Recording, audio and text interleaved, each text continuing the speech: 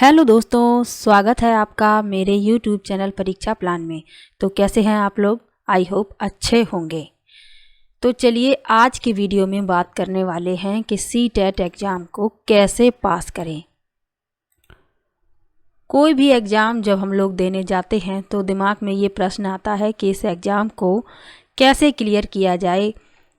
कुछ ऐसे स्टेप हों जिन्हें फॉलो करके एग्ज़ाम को आसानी से पास किया जा सके, तो उन्हीं स्टेप के बारे में बात करेंगे। तो चलिए वीडियो को शुरू करते हैं। यदि आप चैनल पर नए हैं तो चैनल को सब्सक्राइब कर लीजिए। तो चलिए शुरू करते हैं। सबसे पहले कुछ बेसिक इन्फॉर्मेशन है उसको जान लीजिए। ये आप लोगों को पता ही है, पेपर फर्स्ट में CDP, EVS, math, language first और लैंग्वेज सेकेंड 5 सब्जेक्ट आते हैं। प्रत्येक सब्जेक्ट 30-30 यानी 30-30 मार्क्स का आता है आप लोगों का, और पेपर आपका 150 नंबर का आता है, 150 नंबर का।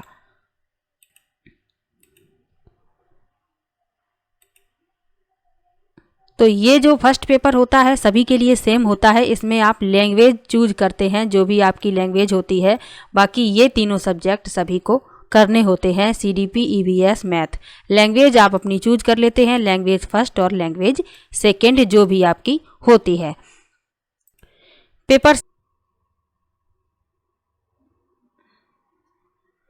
पेपर सेकेंड के लिए देख लीजिए, CDP 30 नंबर का आता है।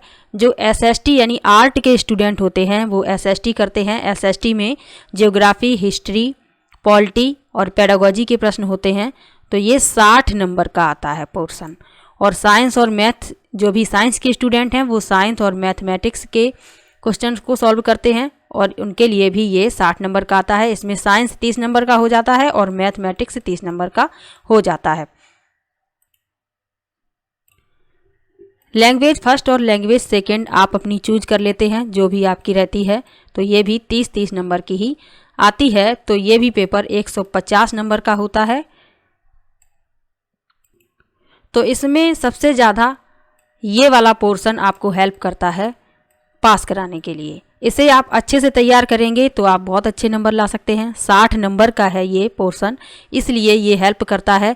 और इसमें अगर आपने ज़रा सी भी लापरवाही की पढ़ने में तो यही आपको फेल भी करा सकता है। इसलिए इसे बहुत अच्छे से तैयार करना है, क्योंकि यदि आप दोनों पेपर फिल करते हैं, दोनों फॉर्म भरते हैं, तो CDP लगभग सेम ही हो जाती है। लैंग्वेज फर्स्ट और लैंग्वेज सेकंड वो भी आपकी दोनों में ही सेम होती है, थोड़ा बहुत चेंजमेंट होता है। लेकिन ये वाला जो पोर्शन है ये बिल्कुल अलग होता है, इसलिए आपको इसे अच्छे से कंप्लीट करना है। एग्ज़ाम पैटर्न के बारे में देख लेते हैं। नंबर ऑफ हैं, तो नंबर ऑफ क्वेश्चंस हैं आपके 150 यानी 150 प्रश्न 150 नंबर के। टाइम आपको मिलता है 150 मिनट यानी 2.5 घंटे का। दोनों ही पेपर में 2.5 घंटे का आप लोगों को समय मिलता है। मोड आपका है ऑफलाइन, यानी पेपर जो है वो ऑफलाइन होगा। नेगेटिव मार्किंग इसमें नहीं होती है। तो पूरे प्रश्न आप लोगों को हल करने हैं, कोई भी प्रश्न छोड़ना नहीं है। 150 प्रश्न है। पहले तो वो प्रश्न करने हैं जो आपको आ जाएं बहुत अच्छे से, और जो ना आए उनको भी करना है। प्रश्न छोड़ना नहीं है, क्योंकि माइनस मार्किंग है नहीं, नेगेटिव मार्किंग। और यदि नेगेटिव मार्किंग होती है तो उसमें सही प्रश्न के भी नंबर चले जाते हैं। इसमें कोई आपको घबराने वाली बात ही नहीं है। नेगेटिव मार्किंग है नहीं, सभी 150 प्रश्न को आपको हल करना है। अब बात कर लेते हैं कि CTET एग्ज़ाम को पास करने की ट्रिक के बारे में, कि कैसे आसानी से इस एग्ज़ाम को पास किया जा सकता है। तो ये महत्वपूर्ण बिंदु हैं, इन पर चर्चा करेंगे कि सिलेबस को पूरा पढ़ना है, किस तरीके से पढ़ना है, पिछले वर्षों के सभी प्रश्न पढ़ने हैं। ये सब बिंदु हैं, इन पर चर्चा करेंगे। तो सबसे पहले आप लोगों को सिलेबस पूरा पढ़ना है। आपका जो सिलेबस दिया गया है, आप पेपर फर्स्ट के लिए, पेपर सेकंड के लिए या दोनों के लिए तैयारी कर रहे हैं, तो आप लोग अपना कंप्लीट सिलेबस पढ़िए, क्योंकि ये पढ़ना बहुत आवश्यक है। कंप्लीट आप सिलेबस पढ़ लीजिए जो भी उसमें बताया गया है। उसके बाद क्या करना है, आप लोगों को पिछले वर्षों के सभी प्रश्न पढ़ने हैं। ये प्रश्न आपको बहुत हेल्प करेंगे। या तो आप प्रश्नों को पहले पढ़ सकते हैं, सिलेबस बाद में पढ़ सकते हैं, ये आपके ऊपर डिपेंड करता है। मैं अपने अकॉर्डिंग बता रही हूँ। मैंने पहले सिलेबस कंप्लीट किया था, उसके बाद मैंने पिछले वर्षों के सभी प्रश्न पढ़े थे। पहले मैंने देख लिया था पैटर्न कैसा है एग्ज़ाम का, उसके बाद मैंने क्या किया था, सिलेबस पूरा कंप्लीट पढ़ा, फिर मैंने पिछले वर्षों के सभी प्रश्न पढ़े। तो आप लोग भी CDP हो, चाहे EVS हो, चाहे SST हो, चाहे मैथ और साइंस हो, चाहे आपकी लैंग्वेज हो, आप लोगों को पिछले वर्षों के प्रश्न पढ़ने हैं। ये प्रश्न आपको बहुत ही ज़्यादा हेल्प करेंगे। कुछ तो प्रश्न आपको वही मिल जाएंगे, थोड़ी भाषा उनकी अलग होगी, पूछने का तरीका अलग होगा, लेकिन प्रश्न वही होगा।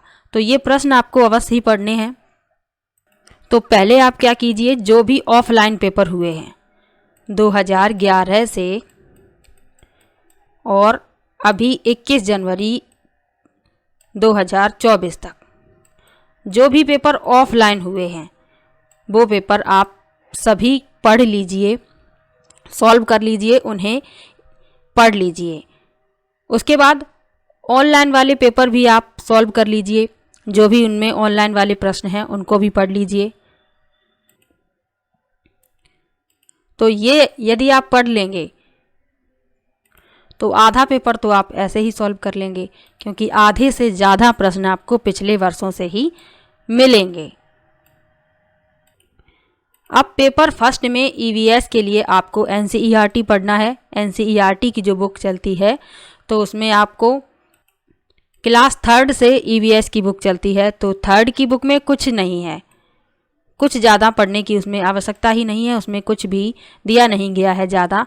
आपको 4th और 5th इन 2 क्लास की बुक को आपको पढ़ना है कंप्लीट। इन 2 क्लास की बुक्स जो है आप लोग खरीद सकते हैं, या कहीं आपके आसपास कोई बच्चा हो तो उसकी बुक आप ले सकते हैं। 4th और 5th की कंप्लीट EVS की बुक पढ़ लीजिए, आपका कोई भी क्वेश्चन EVS का गलत नहीं होगा। यदि आपने EVS के प्रीवियस ईयर के क्वेश्चन पढ़ लिए और NCERT को कंप्लीट पढ़ लिया तो आपका EVS का कोई भी प्रश्न गलत नहीं हो सकता। ये मेरा अनुभव मैं बता रही हूँ, मैंने ऐसे ही तैयारी की थी। इसके अलावा यदि आप पेपर सेकंड के लिए तैयारी कर रहे हैं और आपका सब्जेक्ट SST है तो आपको कंप्लीट NCERT पढ़ना है क्लास 6 to 8। क्लास 6 to 8 की हिस्ट्री, ज्योग्राफी और पॉलिटी आपको कंप्लीट पढ़नी है। और आप साइंस के स्टूडेंट हैं तो आपको इतनी प्रॉब्लम नहीं होगी क्लास 6 to 8। फिर भी यदि आपको लगता है कि कुछ भी रिवीजन करना है तो क्लास 6 to 8 में जो साइंस की बुक चलती है आप लोग वो बुक पढ़ सकते हैं, एक बार उसे रिवाइज कर सकते हैं। और मैथ में तो कोई प्रॉब्लम होती नहीं है, जो भी क्वेश्चन मैथ में आते हैं तो वो आप लोग सॉल्व कर लेंगे, इतने टफ नहीं पूछे जाते हैं। सबसे ज़्यादा SST वालों को प्रॉब्लम होती है, क्योंकि SST के जो क्वेश्चन हैं बहुत घुमा फिरा के पूछे जाते हैं और आपको वो सभी प्रश्न NCERT में मिलेंगे। तो यदि आपने SST आपका सब्जेक्ट है और कंप्लीट NCERT आपने पढ़ लिया तो आपका कोई भी प्रश्न गलत नहीं होगा। कंप्लीट NCERT आपने पढ़ लिया और पिछले वर्ष के प्रश्नों को यदि आपने पढ़ लिया तो आप SST में बहुत अच्छे मार्क्स ला सकते हैं। साइंस वाले स्टूडेंट भी पिछले वर्षों के प्रश्नों को पढ़ेंगे और NCERT अगर वो भी पढ़ लेते हैं तो भी वो बहुत अच्छे नंबर ला सकते हैं पेपर सेकंड में। अब बात कर लेते हैं कि जो जुलाई में एग्ज़ाम होने वाला है उसके लिए कितना समय है और आप लोगों को किस तरीके से अपने समय को मैनेज करना है और कब क्या क्या पढ़ना है। तो अभी चल रहा है मार्च, आज है 10 मार्च। ध्यान से समझते चलिएगा, 10 मार्च है आज और मार्च में कुल कितने दिन बचे हुए हैं? 21 डेज मार्च में शेष बचे हैं। 21 यानी 21 दिन बचे हुए हैं। अब 21 दिन में इसी मंथ में फेस्टिवल भी आने वाला है, तो कुछ दिन तो फेस्टिवल में निकल जाएंगे। और अभी आप लोगों को अपना फॉर्म भी कंप्लीट करवाना होगा। जिसने करवा लिया बहुत अच्छी बात है, जिसका रह गया है अभी वो लोग अपना फॉर्म भी कंप्लीट करवाएंगे। उसके बाद आप लोग ये मान के चलिए आप अपनी पढ़ाई अच्छे से अप्रैल से शुरू कर पाएंगे।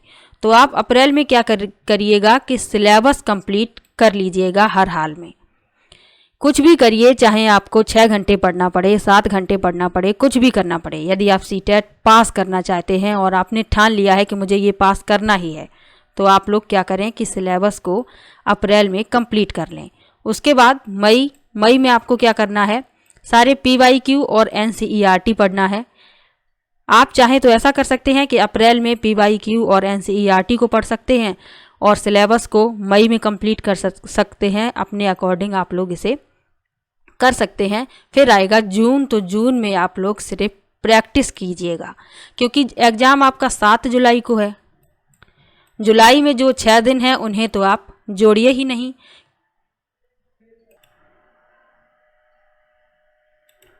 तो आप लोगों के पास कुल 3 महीने का समय है, अप्रैल, मई, जून। अप्रैल में आप सिलेबस कंप्लीट कर लीजिए, चाहे कुछ भी करिए, आप सिलेबस इसको कंप्लीट करिए। मई में PYQ और NCERT आपको पढ़ना है और जून में आपको सिर्फ प्रैक्टिस करनी है। इतना यदि आप कर लेते हैं तो एग्ज़ाम पास होने से आपको कोई भी नहीं रोक सकता। इसके अलावा इसे आप अपने अकॉर्डिंग कर सकते हैं। आप चाहें तो अप्रैल में PYQ NCERT कंप्लीट कर सकते हैं, मई में सिलेबस कंप्लीट कर सकते हैं और जून में आपको प्रैक्टिस करनी है 1 महीने पूरे।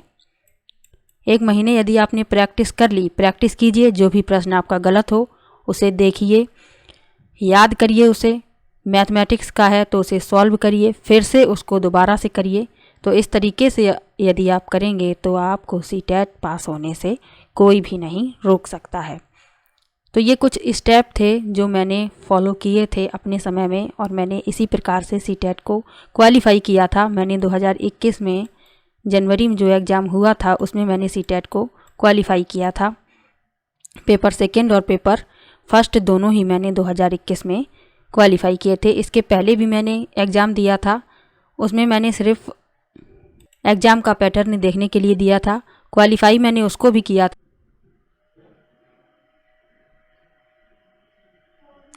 तो इसीलिए मैं अपना एक्सपीरियंस आप लोगों के साथ शेयर कर रही हूँ कि यदि आप लोग इन स्टेप को फॉलो करते हैं तो अच्छे से एग्ज़ाम को क्लियर कर पाएंगे। अब बात कर लेते हैं कि यदि आपको NCERT से साइंस पढ़ना है तो मेरी क्लास आती है 10 बजे सुबह। उसमें मैं क्लास 6 से लेकर क्लास 8 तक की जो साइंस NCERT में पढ़ाई जाती है उसको मैं पढ़ा रही हूँ। तो आप लोग वो वीडियो देख सकते हैं। सुबह 10 बजे वो वीडियो आती है, संडे को कोई भी वीडियो नहीं आती है। ज्योग्राफी की क्लास आती है 1 बजे। यदि आप SST की तैयारी कर रहे हैं तो आप ज्योग्राफी की क्लास देख सकते हैं। NCERT की 1 बजे ये क्लास आती है दोपहर में। हिस्ट्री की आती है 2 बजे। इसके अलावा पॉलिटी की क्लास अभी नहीं चल रही है। शाम को 7 बजे साइंस के जो भी पिछले वर्ष के प्रश्न हैं उनको सॉल्व करवा रही हूँ मैं। जो भी पेपर हुए हैं 2011 से 24 तक जो भी पेपर हुए हैं तो आप लोग वो वीडियो भी देख सकते हैं। और SST की आती है 8 बजे। प्रीवियस ईयर के जो भी क्वेश्चन हैं उनको मैं सॉल्व करवा रही हूँ।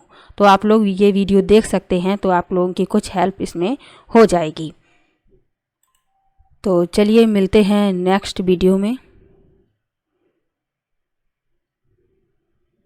इसके अलावा आप मेरा टेलीग्राम ग्रुप भी ज्वाइन कर सकते हैं ताकि आपको इन्फॉर्मेशन मिलती रहे। तो वीडियो कैसा लगा कमेंट बॉक्स में ज़रूर बताइएगा। वीडियो को लाइक कीजिए, शेयर कीजिए और चैनल को सब्सक्राइब कर लीजिए।